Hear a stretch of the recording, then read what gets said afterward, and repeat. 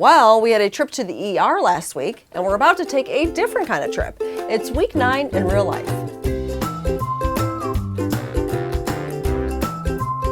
If you're new to these videos, each week we talk about food, faith, fun, frustrations, the stuff of life. So let's begin.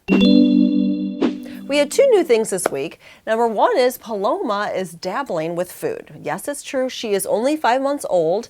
Now with Griffin, I didn't even think about it till he was 6 months old, but Paloma is so interested in food. Every time we go to eat something, she's grabbing for it. She's watching every moment of our dinner or lunchtime. So I decided, you know what, I'm just going to see. So I probably give her maybe a quarter to half a teaspoon of food 2 times a day. So this is like barely any food, but it's just been fun. And she has taken it to like a fish to water.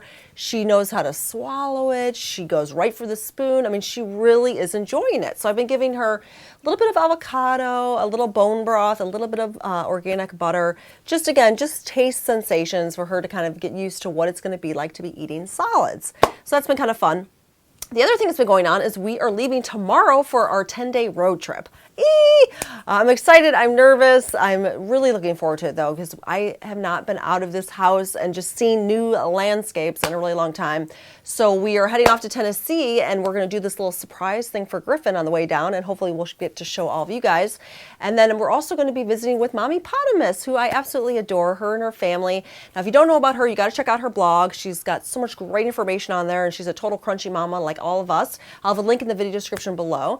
And the thing that's really cool about our relationship is she had a baby boy and I had Griffin 1 day apart. So I had Griffin on September 11th. She had her baby boy on September 12th. Then fast forward 3 years later, she has her third child, a boy, on November 21st, and I had Paloma on November 22nd. So yes, we have 2 kids that are 1 day apart. How weird is that? Yummy. Okay, little run because we are leaving on Friday. Got some good veg. I'm excited. I got some beets. I'm going to make my beet salad. I also got some basil for pesto. These little champagne mangoes were on sale, so that we got a bunch of those.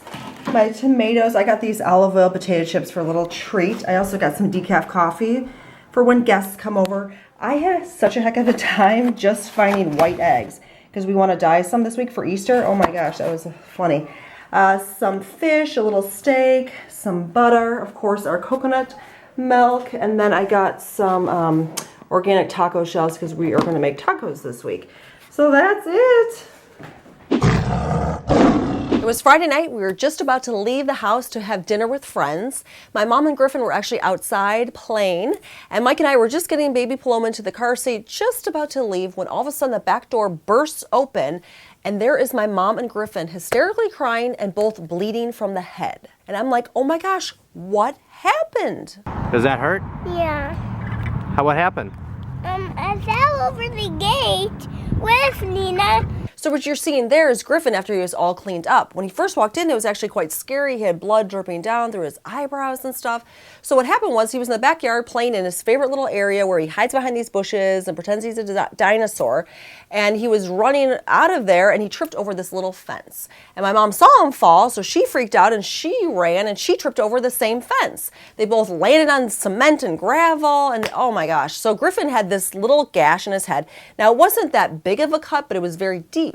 My mom, she actually bit through her lip and she had bangs and cuts and stuff on her arms. It was pretty scary. So instead of going to our friends on Friday night, we ended up someplace else. So where are you right now? At the doctor. So what are they going to do? Fix me. How are they going to do that? With their tools and stuff. Yeah, so we ended up at the ER. We actually could walk there. That's how close we live to a hospital. And Griffin, at first the doctor thought she was going to have to put 2 stitches in, but after looking at it more closely, it ended up just being a glue job. Yes, there's this actual glue that they can use that just holds the wound together, and after like 5 days it dissolves. My mom, on the other hand, wasn't so lucky. She ended up with 2 stitches in her lip as well as a sprained wrist. So not much fun, and it certainly wasn't where I wanted to spend my Friday night. With With the accident, I was just grateful that it wasn't anything worse, that the injuries were very fixable. It was a reminder, though, how quickly accidents can happen. I mean, one minute we were headed for this great night in the town and not a care in the world, a lovely dinner, and then we're in the ER. So my biggest takeaway is to continue to pray. I normally pray for my kids all the time, but I'm kind of going to ramp it up a little bit and just always be praying for their protection, their health, their healing, their happiness, because stuff can happen. Got a lot of fun things going on at mamanatural.com this week. First off, come and take our Earth Day pledge. You just have to commit to doing one thing for the environment, and when you do so, you're automatically entered to win a giveaway for some fun prizes and some things that can help your kids' school. Next up, I created a natural Pedialyte recipe. Now, this is something great to have on hand in case your kids get sick or dehydrated. Might be something you want to pin. And finally, one of the biggest things I hear from you guys is, how do I save money while eating real food? Well, we are answering this question in a 5-part series. The first part is up this week, and it's all around buying high-quality pastured meat at lower prices. Now